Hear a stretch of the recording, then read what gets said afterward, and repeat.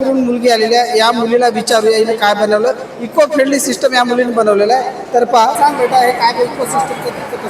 नमस्कार, माझे नाव धनश्री रवींद्र चोपडे आहे. मी लखोटिया भुतिया विद्यालयाची विद्यार्थिनी आहे.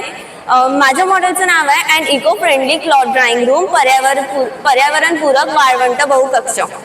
मी इथे बायकॉन्वेक्स लेन्सचा यूज केला आहे, जी मल्टी रिफ्लेक्शन ऑफ लाईट असते.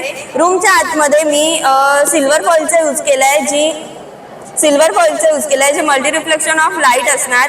रूमच्या आतमध्ये ओले कपडे असणार, तर त्यावर जे मॉइश्चर असेल त्याला रिमूव्ह करण्यासाठी मी एक्झॉस्ट फॅनचा यूज केलेला आहे.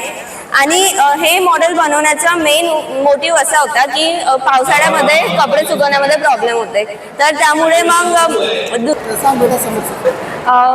हे म्हणजे जसं पावसाळ्यामध्ये कपडे सुकवण्यामध्ये प्रॉब्लेम होते त्यासाठी हे रूम बनवलेली आहे. आणि या रूममध्ये कसं मी हे आधी सांगितलेलं रेकॉर्ड झालेलं आहे का? चालेल. ठीक आहे.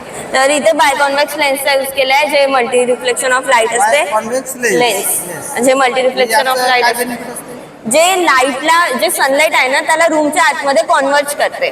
म्हणजे त्यामुळे रूमच्या अंदरचं टेम्परेचर इन्क्रीज होईल आणि आपले जे कपडे आहे ते सुकेल.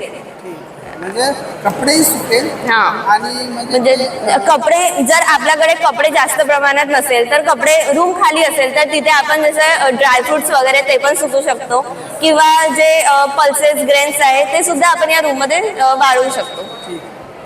आणि याचा मोठ्या प्रमाणामध्ये सुद्धा यूज होतो, जसं हॉटेल्समध्ये यूज करू शकतो, लॉन्ड्रीज. दोन लखोटिया भुतळा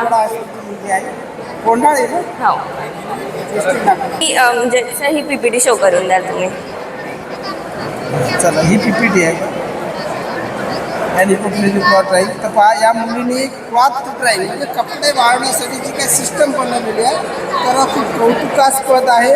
आणि या मुलीच्या चिकित्सक बुद्धीचं मी खूप कौतुक करतो आणि याचं अनुकरण आपण प्रत्येकानं करावं असं मला वाटतं. तर ठीक आहे, मला चालेल एवढं. ठीक आहे, धन्यवाद.